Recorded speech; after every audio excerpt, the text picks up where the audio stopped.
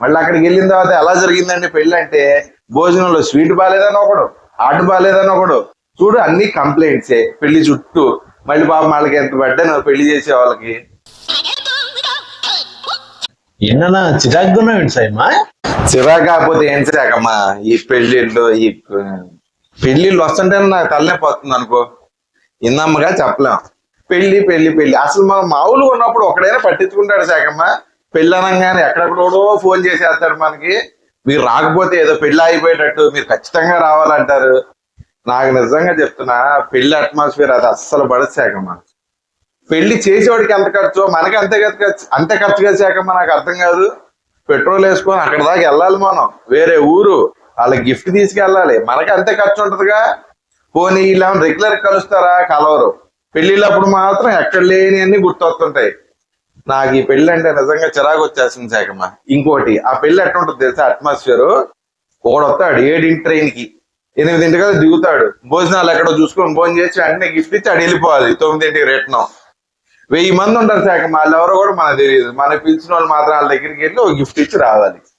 పోనీ ఈ 1000 మంది వాళ్ళిద్దరికి ఏమైనా సమస్య వస్తే వస్తారా? తెలియదు. వాళ్ళు ఎందుకు గొప్పల కోసం అంత ఖర్చు పెడుతున్నారో అర్థం కాదు. ఆ డబ్బులు దాచిపెట్టుకోవచ్చు కదా.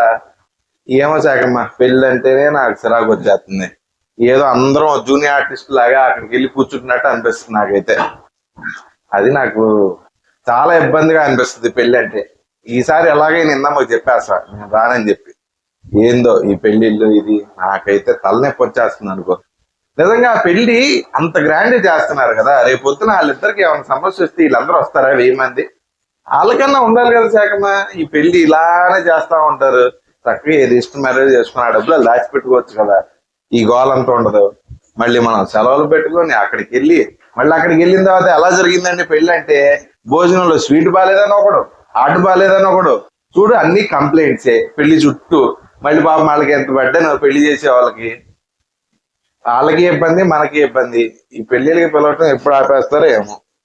నాకైతే నిజంగా శాఖం చెప్తున్నా కదా, పెళ్లికి వెళ్ళాలంటేనే ఫ్రస్ట్రేషన్ వచ్చేస్తుంది శాఖం. మా జనరేషన్ కి నీ జనరేషన్ చాలా తేడా ఉంది సాయమ్మ.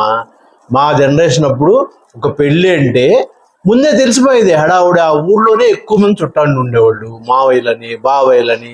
అవునరా వాళ్ళకి సంబంధం కుదిరిందంటగా, చేసుకుంటున్నారంటగా అనేవాళ్ళు. పిల్లలకు కూడా తెలిసిపోయేది, ఓహో పలానా పెళ్లి జరుగుతుంది పలానా రోజున. ఇప్పుడు వాళ్ళు వాట్సాప్లో వారం ముందు పంపిస్తారు. అప్పుడు మా పిల్లలకి చెప్పేసరికి వాడా సర్లే సర్లే అంటాడు. ఎవరైనా వచ్చినా కూడా ఆ రూమ్లోంచి బయటికి రారు. ఇలా ఉన్నాయి ఇప్పుడు రిలేషన్స్. అప్పుడైతే పిండి వంటలకి వాటికి వీటికి పెళ్లి హడావుడి నడుస్తుందని, పలానా ఊళ్ళో పెళ్లి జరుగుతుందని పిల్లలకు ముందే తెలిసిపోయేది. పిల్లలు కూడా పెద్దలు ఆప్యాయంగా దగ్గర లాక్కుని, నానా నువ్వు పలానాడు పిల్లాడుగా, నువ్వు పలానాడు పిల్లడునా, అరే నేను రా అని చెప్పి వాళ్ళు కూడా దగ్గరకు వచ్చేవాళ్ళు. ఇప్పుడు నువ్వు అన్నట్టు పీక్ అవర్స్లో భోజనం చేస్తున్నారు, టైం అయిపోతుందని ట్రైన్కి వెళ్ళిపోతున్నారు. నువ్వు అన్నది కరెక్టే. అప్పుడు ప్రేమలు లేవు, అప్పుడు బాంధవ్యాలు ఇప్పుడు లేవు. కాబట్టి మాకు ఆ జనరేషన్ వాళ్ళకి ఏంటంటే, ఓన్లే ఈ పెళ్లి రోజన్నా అందరూ కలుస్తున్నారు.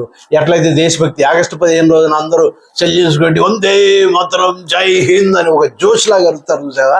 ఇప్పుడు మాకు మా పిల్లల్ని మా ముసలి వాళ్ళని ఇప్పుడు చూసి ఆనందపడతాం, కడుపు నిండిపోద్ది మాకు.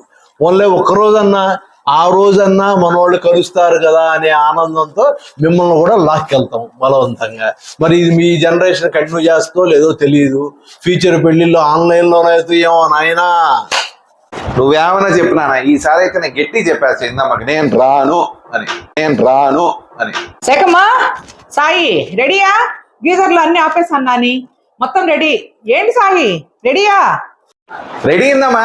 దేనా పెళ్లికి టైం అవుతుంది. ఇదిగో బ్యాగ్ కూడా తీసుకుని అయిందమ్మా. దానా వెళ్దా దా అయిందమ్మా.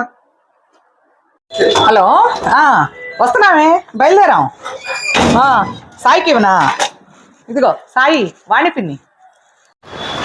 పిన్ని బయలుదేరాం. ఇదిగో సామాన్ అంతా పెట్టేసాం, బయలుదేరుతున్నాం. మేము లేకపోతే ఎంత అసలు, మేము లేకుండా పెళ్లి జరుగుద్ది ఏంటి నానా? రెడీ దా అయిందమ్మా, వెళ్దా.